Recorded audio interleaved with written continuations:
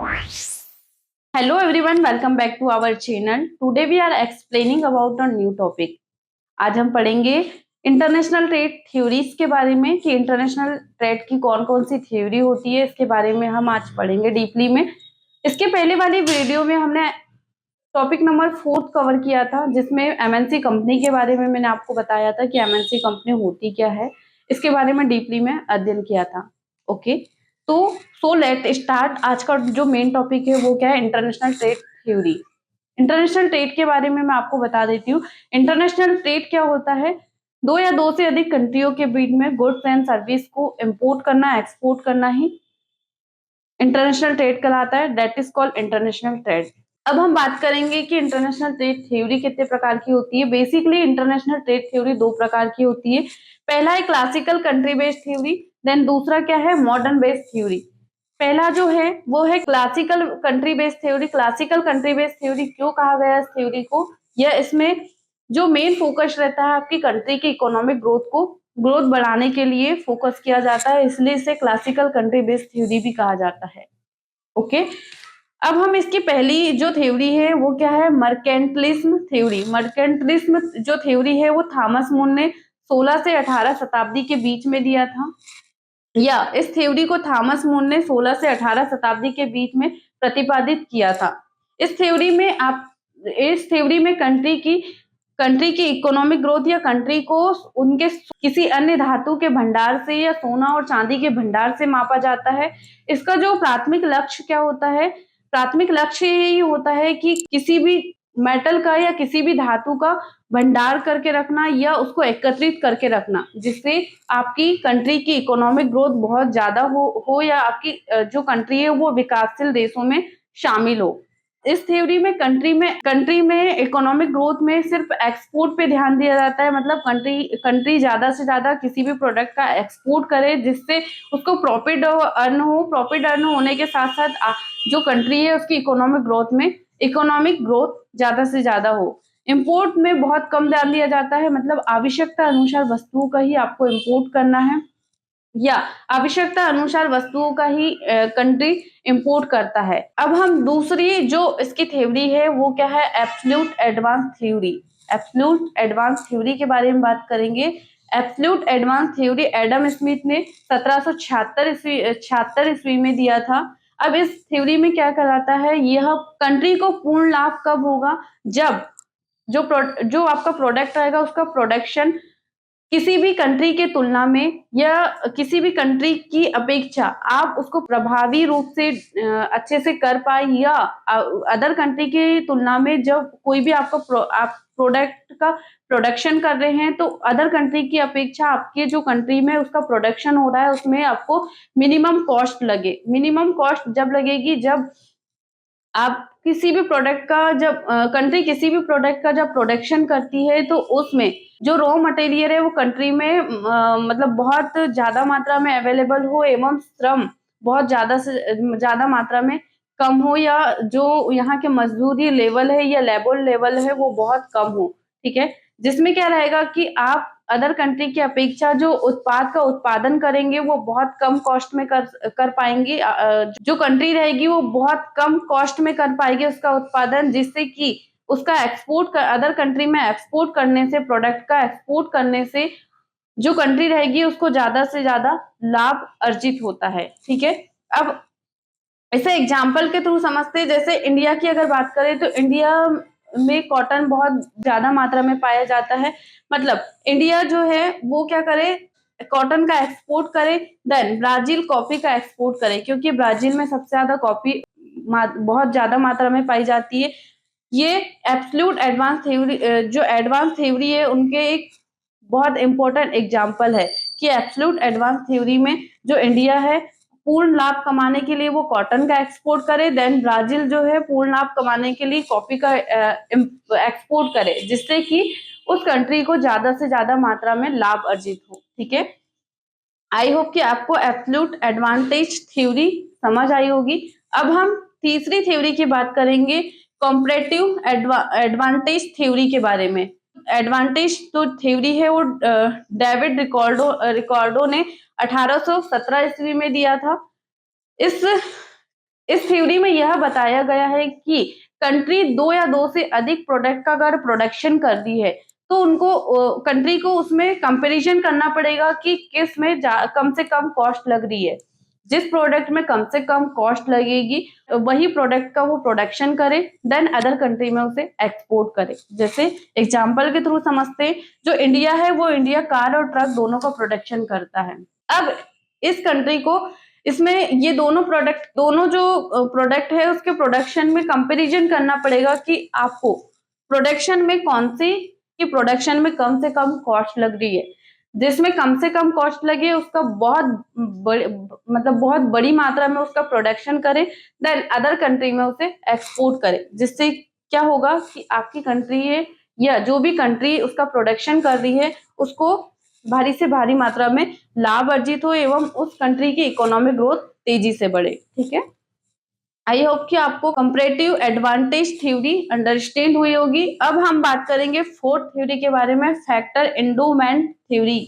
Factor endowment theory Eli, Heckscher and Berlin Ohlin ने दिया था।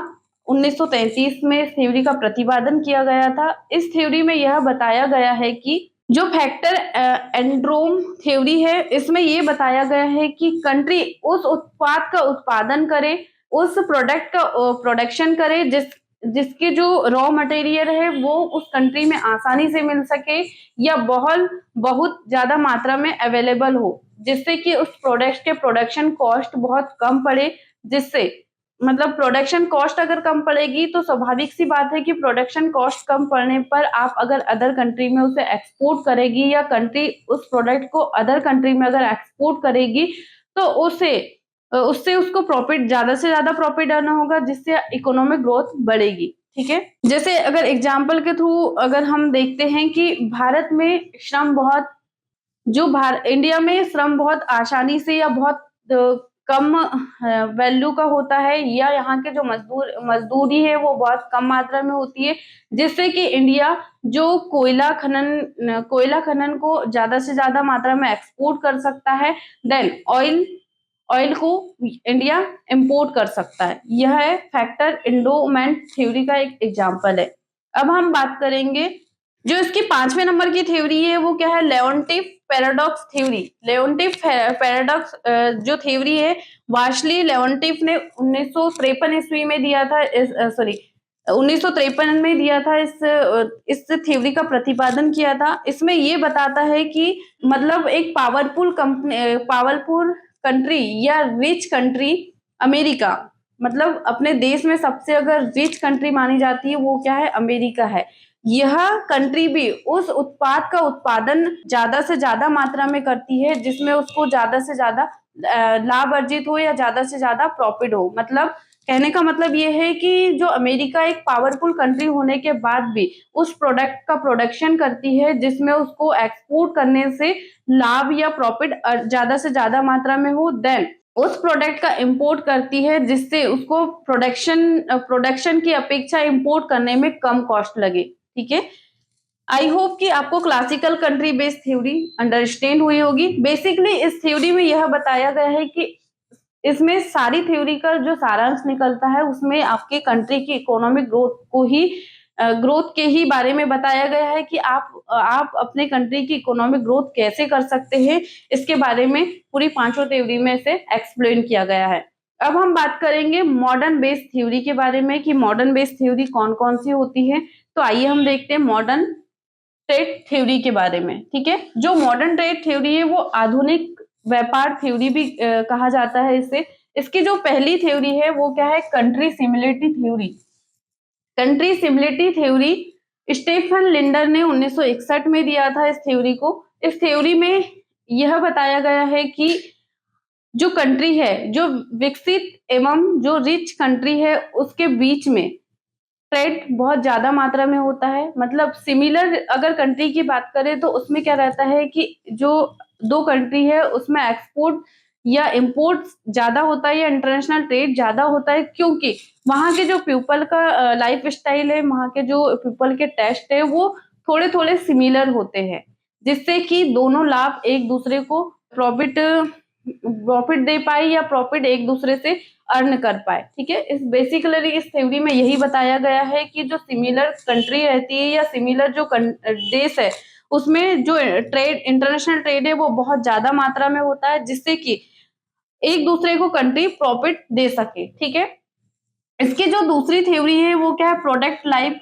Cycle theory. Product life cycle theory में Raymond वैनोन ने 1960 में दिया था इस थ्योरी को। इस थ्योरी में यह बताया गया है कि जब कोई प्रोडक्ट मार्केट में लॉन्च होता है या मार्केट में स्टार्टिंग में जब उसको लाया जाता है, मार्केट में आने, लॉन्च होने से लेकर मार्केट से उसको एक्सपोर्ट करते तक के जो स्टेज रहती है उसके बारे में आपको बताया गया है इस थ्योरी में कि जो प्रोडक्ट है वो किस किस स्टेज से गुजरता है, कौन कौन से स्टेज में उसको प्रॉफिट होता है, देन उसका एडवर्टाइजमेंट कौन कौन से स्टेज में करना पड़ता है, उसमें एडवर्टाइजमेंट कितना करना पड़ता है, कौन कौन से स्टेज से जो आपका प्रोडक्ट जब लॉन्च होता है तो वो कौन कौन से स्टेज से गुजरता है। कहने का मतलब ये है कि आपका प्रोडक्ट मार्केट में लॉन्च होने से लेकर उसको मार्केट से एक्सपोर्ट करने तक की जो साइकिल रहता है उसको इस थ्योरी में बताया गया है। ठीक है, आई होप कि आपको product life cycle theory understand हुई होगी। तो जो मॉडर्न ट्रेड थ्योरी का जो थर्ड थ्योरी है वो क्या है, ग्लोबल एक्सचेंजिंग लेवल थ्योरी है। इसको प्यूल क्रुगमैन एवं केल्विन लेगेस्टर ने दिया था 1980 के अराउंड में। इस थ्योरी का प्रतिपादन हुआ था या इस थ्योरी को लॉन्च किया गया था। इस थ्योरी में जो पावरफुल कंट्री रहती है, जो मार्केट में एक अपनी बड़ी पहचान बना दी जाती है जिस कंपनी की, वो कंपनी क्या करती है कि वो अदर कंपनी या कंपनी यहाँ सोचती है अधिक से ज्यादा ग्रोथ करने के लिए या मार्केट में जो उसकी पोजीशन है उसको बनाए रखने के लिए वो क्या सोचती है कि कंपनी में नई से नई टेक्नोलॉजी लॉन्च कैसे किया जाए, मतलब नई से नई टेक्नोलॉजी कैसे लाया जाए, इसमें कंपनी का एडवर्टाइजमेंट कैसे किया जाए, कंपनी में जो भी प्रोडक्ट सेल हो रहे हैं या एक्सपोर्ट हो रहे हैं उन प्रोडक्ट का एडवर्टाइजमेंट कैसे करें। देन गवर्नमेंट जो हेल्प रहती है या गवर्नमेंट जो सपोर्ट रहता है उसको कैसे, गवर्नमेंट सपोर्ट को कैसे ले या कैसे यूज करे, इस जिससे कि उस मार्केट में उस कंपनी की जगह कोई या उस कंपनी की तुलना में कोई अदर कंपनी उस कंपनी को टक्कर ना दे सके या उसकी पोजीशन में ना आ सके। मतलब कहने का मतलब ये है कि जो उस कंपनी में या एमएनसी कंपनी जो मार्केट में जो अपनी पोजीशन बना ली है उसको मेंटेन करने के लिए वो क्या क्या स्ट्रेटजी अपनाती है, इसके बारे में इस थ्योरी में डिफाइन किया गया है। ठीक है, इसकी जो फोर्थ नंबर की थ्योरी है वो क्या है, poster diamond theory. Poster diamond theory में ये बताया गया है कि जो कंट्री रहती है उसका जो वातावरण है या वहां का जो एनवायरनमेंट है वही डिसाइड करता है कि वर्ल्ड वाइड जब कंपनी ट्रेड करेगी तो उसकी क्या पोजीशन रहेगी। ठीक है, उसके स्किल के बारे में, देन उसमें कौन कौन से टेक्नोलॉजी और नॉलेज यह डिसाइड करता है कि उस कंट्री की जो कंपनी है वो वर्ल्ड वाइड कैसे पोजीशन में ट्रेड करेगी, देन उनका जो पोजीशन रहेगा ग्लोबल वाइज वो क्या रहेगा ये डिसाइड करती है। ठीक है, आई होप कि आपको इंटरनेशनल ट्रेड थ्योरी के बारे में अंडरस्टैंड हुआ होगा। Thank you for watching this video. Thank you so much.